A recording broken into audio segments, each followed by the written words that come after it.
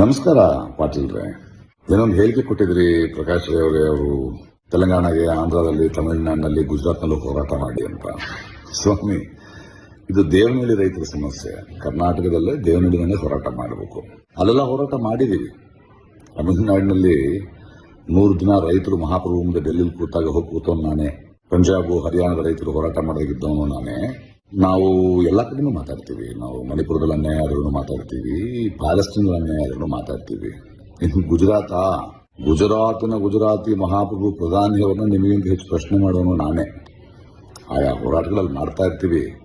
ಯಾಕಂದ್ರೆ ನಾವು ಯಾವ ಪಕ್ಷದವರು ಅಲ್ಲ, ಜನರ ಪಕ್ಷದವರು. ನೀವು ಒಂದು ಪಕ್ಷದವರು. ಹೀಗಾಗಿ ಜನರಿಗೆ ಎಲ್ಲ ಸಮಸ್ಯೆ ಆದರೂ ಮಾತಾಡೋದು ನಮ್ಮ ಕರ್ತವ್ಯ. ಅದು ಹೋರಾಟ. ಅದು ನಿಮ್ಗೆ ಅರ್ಥ ಆಗಲ್ಲ ಬಿಡಿ. ಇನ್ನು ಈ ದೇವನಹಳ್ಳಿ ವಿಷಯಕ್ಕೆ ಬರೋಣ.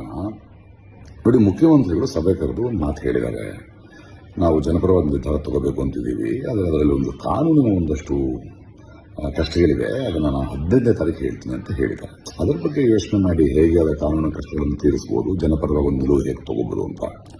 ಈ ಮಧ್ಯೆ ದೇವನಹಳ್ಳಿಯಲ್ಲಿ ಯಾರೋ ಒಂದಷ್ಟು ಕಿಡಿಗೇಡಿಗಳು, ಪುಡಾರಿಗಳು ಹೋಗ್ಬಿಟ್ಟು ನಿಮಗೆ 3 ಕೋಟಿ ಕೊಡ್ತೀವಿ, ಸರ್ಕಾರದಿಂದ ಕಾನೂನು ಪ್ರಕಾರ ಕೊಡೋದು ತುಂಬಾ ಲೇಟ್ ಆಗುತ್ತೆ ಅಂತೇನೋ ಹೊಡೆಯೋ ಪ್ರಯತ್ನ ಮಾಡ್ತಾ ಇದ್ದಾರೆ. ಆಮೇಲೆ ಇಡೀ ಏರಿಯಾನ ಗ್ರೀನ್ ಬೆಲ್ಟ್ ಮಾಡ್ತೀವಿ, ಇನ್ನೊಂದು 25 ವರ್ಷ ನೀವು ಮಾರಕ್ಕಾಗಲ್ಲ ಅಂತ ಯಾರೋ ಮಾಡ್ತಿದಾರಂತೆ.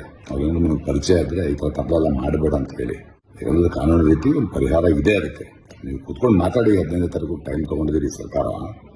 ನಿಮಗೇನಾದರೂ ಅದರಲ್ಲಿ ಬಗೆಹರಿದಿದ್ರೆ ನಮ್ಮ ಹತ್ರ ಬನ್ನಿ. ನಮ್ಮಲ್ಲೂ ತಜ್ಞರು, ನ್ಯಾಯ ತಜ್ಞರು ಇದ್ದಾರೆ. ನಿವೃತ್ತ ನ್ಯಾಯಾಧೀಶರಿದ್ದಾರೆ, ಗೋಪಾಲ್ ಗೌಡ್ರು.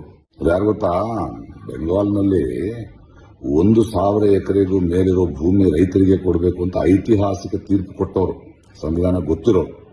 ನಿಮ್ಗೆ ಏನಾದ್ರು 15ನೇ ತಾರೀಕು ಇತ್ಯರ್ಥಿಗಳು ಆಗದಿದ್ರೆ ಬಂದು ಅದನ್ನು ಹೇಳ್ತೀವಿ. ನೋಡಿ, ಜನರಿಂದ ಆಯ್ದ ಪ್ರತಿನಿಧಿ ನೀವು, ಜನಪರವಾಗಿರಬೇಕು.